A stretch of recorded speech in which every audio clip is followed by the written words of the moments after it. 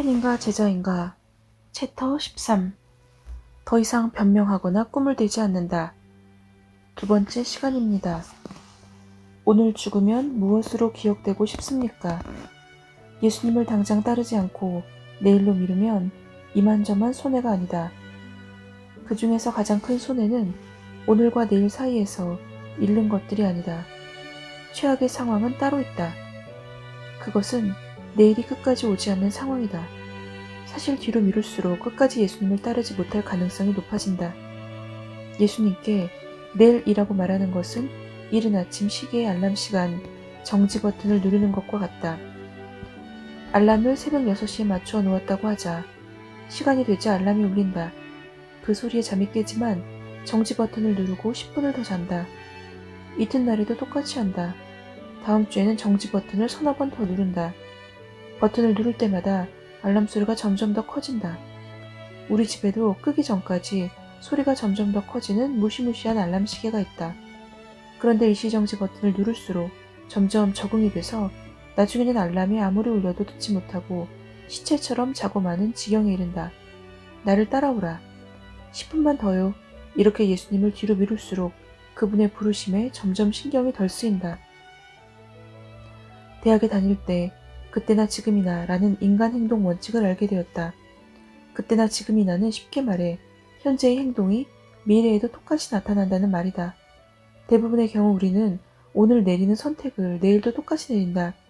따라서 지금 하지 않는 것을 내일 하리라는 보장은 없다. 그래서 히브리서 3장 15절은 이렇게 말한다. 오늘 너희가 그의 음성을 듣거든 너희 마음을 완고하게 하지 말라. 때는 지금이다. 오늘이어야 한다. 내일 남모를 죄를 고백하겠다고 말하지 말라. 내일부터 가난한 사람을 돕겠다고 말하지 말라. 내일 거리로 나가 사람들에게 복음을 전하겠다고 말하지 말라. 내일 선교 여행이나 성경 공부, 양로원과 고아원 자원봉사에 지원하겠다고 말하지 말라. 오늘이 바로 시작해야 할 날이다.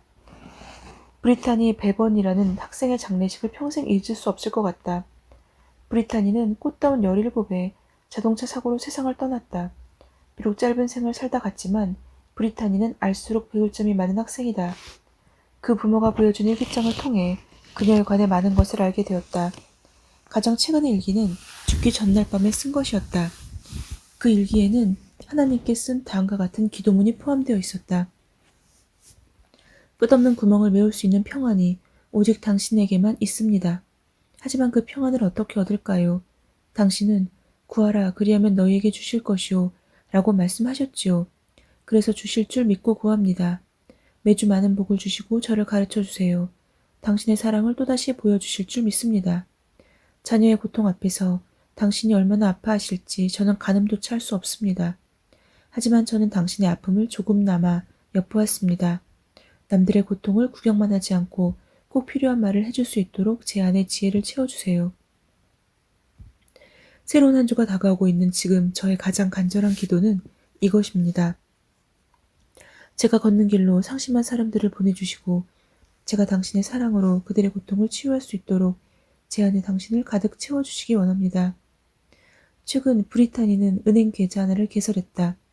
아버지가 그 계좌를 닫으면서 확인해보니 자동이체 출금 내역이 하나밖에 없었다. 출금인은 아동을 돕는 컴패션 인터내셔널이었다.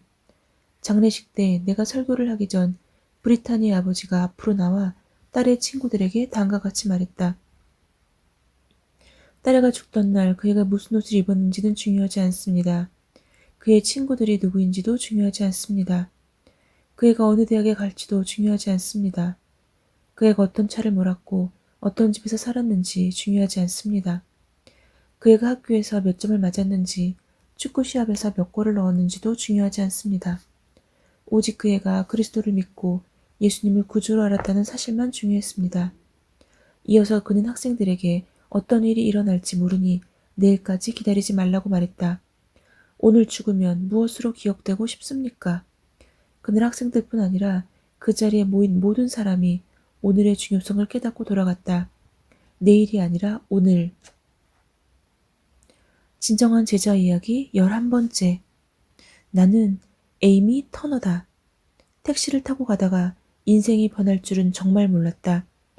두 번째 인도 여행이 반쯤 끝났을 무렵 내가 탄 택시가 홍등가 한복판에서 교통체증에 걸렸다.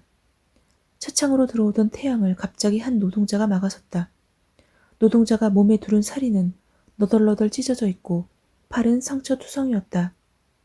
여인은 내게 뭐라고 말하다가 느닷없이 열린 차창으로 여자 아기를 쑥 내밀었다. 통역자인 내 친구는 아기를 데려다 키워달라는 뜻이라고 설명해 주었다. 가난에 찌든 이 여인은 아기가 조금이라도 더 나은 곳에서 살기를 바랐던 것이다. 나는 자식이 없지만 아기를 향한 여인의 깊은 사랑이 이해되었고 그 순간을 평생 잊지 못할 것 같다. 내가 홍등가의 쉼터를 오가는 동안 택시로 달려든 사람은 그 여인만이 아니었다. 이 쉼터는 매춘부가 자녀를 종일 매음굴에서 데리고 있을 수 없어 낮 동안만 맡기는 곳이다. 이곳에서 그 아이들에게 교육과 음식을 제공한다. 그곳에서 비투란 소년을 만났다. 우리는 만나자마자 누구보다도 친해졌다. 비투는 늘 내 옆에 바짝 붙어 앉고 내가 가는 곳마다 내 손을 잡고 따라다녔다. 하루해가 저물면 나는 택시로 그 아이를 매음굴까지 데려다 주었다. 차창을 통해 그 아이가 매음굴의 미로 속으로 사라지는 모습을 보노라면 그렇게 마음이 쓰라릴 수 없었다. 밤마다 그 아이의 남은 하루가 어떨지 생각했다. 안전할까? 그 아이의 주위에 누가 있을까? 뭐가 필요할까? 그의 미래는 어떻게 될까? 엄마가 돈이 없고 후원자도 없이 그 아이는 학교에 다니지 못했다. 다행히 쉼터를 찾아올 때면 그 아이의 얼굴에는 항상 행복한 미소가 걸려 있었다. 그 여행을 마치고 고향으로 돌아가면서 옛 삶으로 돌아가지는 않으리라 결심했다. 예수님을 따르는 것이 지금 당장 뭐라도 행동하는 것임을 깨달았다. 예수님은 나를 안전지대에서 불러내고 계셨다. 그리하여 나는 나와 첫 인도 여행을 함께했던 친구들과 의기투합하여 레스큐유라는 비영리 재단을 설립했다. 우리는 말할 수 없는 어둠과 절망 속에서 잊힌 채로 살아가는 이 아이들에게 하나님의 사랑을 전해주기 위해 최선을 다하고 있다. 요한복음 1장 5절은 빛이 어둠에 빛이 돼 어둠이 깨닫지 못하더라 라고 말한다.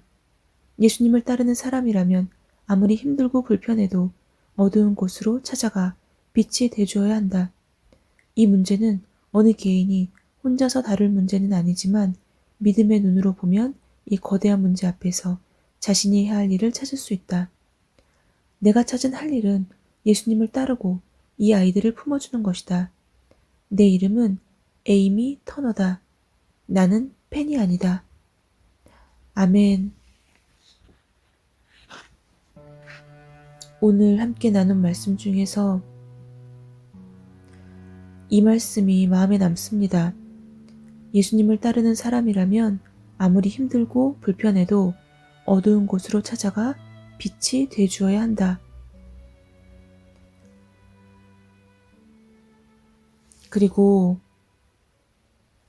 옛 삶으로 돌아가지는 않으리라 결심한 에이미 터너의 간증에서 저 역시도 예수님을 알기 전에 예수님을 알았지만 간절하지 않았던 몇 년 전으로 돌아가고 싶은 생각이 전혀 없습니다. 그때는 얽매일 일도 없었고 또 눈치 볼 일도 없었고 너무나 세상적이고 자유롭게 살았지만 오히려 지금 절제하고 하나님께서 말씀하시는 지켜야 할 것들을 지키면서 사는 것이 훨씬 더 큰 행복이라는 것을 알았습니다. 때문에 옛삶으로 돌아가지는 않을 것입니다. 오늘 하루도 주님 안에서 평강을 누리는 그것이 복임을 느끼는 하루 되시기를 소망합니다. 샬롬.